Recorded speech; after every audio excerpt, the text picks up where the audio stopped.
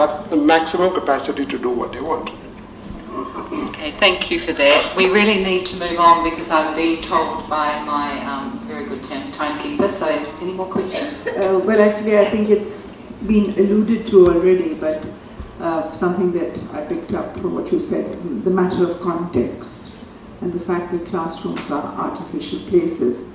I think Claude has already said that what do you think of systems, and we have those systems in place in which everything that is brought to the classroom has already been packaged thousands of miles away, and where context really recedes as being an important component. I mean, I'd just be interested in knowing what you think of such systems, because we are talking about standardization, right?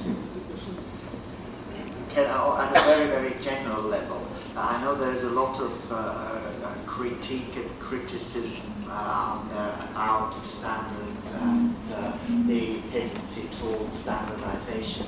But I do also think that to some extent, trying to capture very important aspects in a way like that allows us to develop a common language with which we can then talk about the processes of teaching and learning in a way that is shared. And my answer to your question, as well as the previous question, would clearly be one around trying to not be driven and become slaves to such standards, but use them as a very, very useful tool to start to have conversations with one another. And one of the important precursors to these conversations taking place, certainly in my experience, is the willingness on the part of individual teachers and the support from the system to do so, for individual teachers to open up their classrooms and their practices to their colleagues and their peers and invite them to come in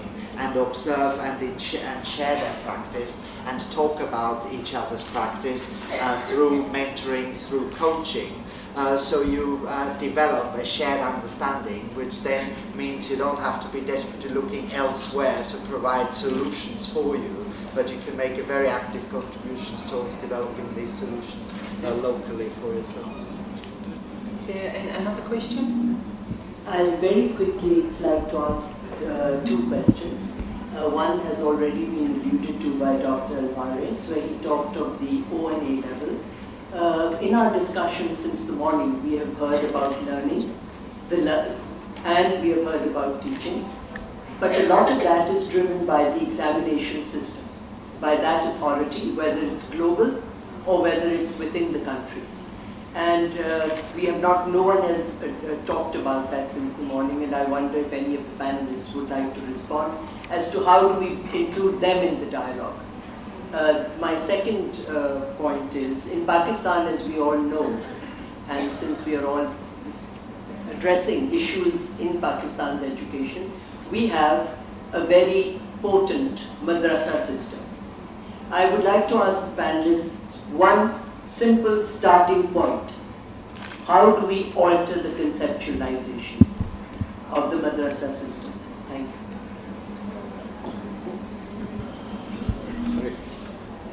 This potent madrasa that we are supposed to have, it doesn't give us a lot of people who go there really for education. They go there because of the number of things that this college provides. It's education system from England when it came here, when priests came here and set up things, the same thing happened. There was food, there was milk, and all sorts of things. This is not something that schools manage to do. A lot of these kids go up there and get meals all day, they get clothes all day, they get a place to live, they get people taking care of them. This is not something that Beaconhouse or other private schools, etc. can even answer. If you're looking at overall whether Pakistan can answer it, I don't think that Pakistan is going to likely to answer that without the second part of it, which is the extreme religiosity that we've got here, which leads to multiple amounts of apathy. It's tremendous. And that is going to be talked upon in that madrasa as something to put to use and use it badly. Not all of the madrasas are bad. Some of the ones are really bad, some of them are wonderful madrasas for the children. But the point is, if you allow this to happen without trying to take care of the rest of the country's beliefs and the way it's been portrayed. I mean, you look at modern television today, you've got 86 channels in your life. Every one of those channels have got, I forget this, 14 or 15 which are purely religious channels. You look at anything, Dawn, Geo, anything. Everyone has got religious programs which are not religious. If they were religious, fine. But they are not religious. I mean, somebody doing, on 5 minutes you can pick up the phone and he'll tell you what your back history was and whether you're going to win at business. Read this dua, you will be alright. He knows it's a fact. I talk to them. I live with them. And they say, we know it's a fact. Nobody believes in it. But people phone them. But people phone them from Canada to ask them. This is what you're doing to a country all over. How can you expect the madrasa to improve within that? The madrasa is not going to change until we all change.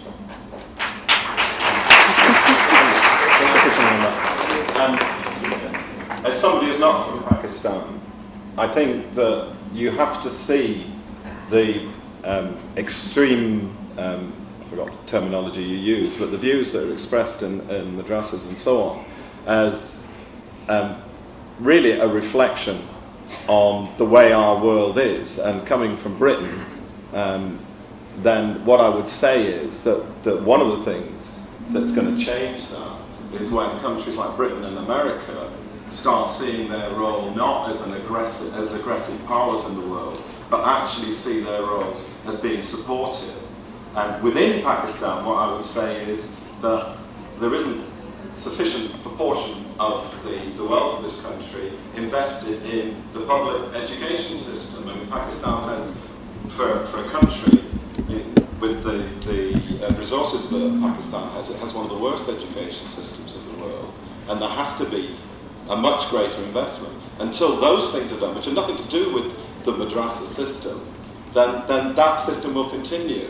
And it will continue pushing the values that it pushes, really in reaction to what the West is doing in these parts of the world. And so those things need to change. I don't think you can do it from within the system as such.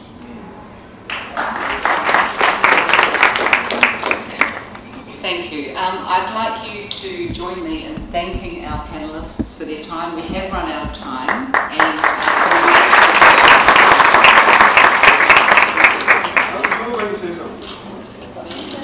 Sorry, rare moderator doesn't want to say something.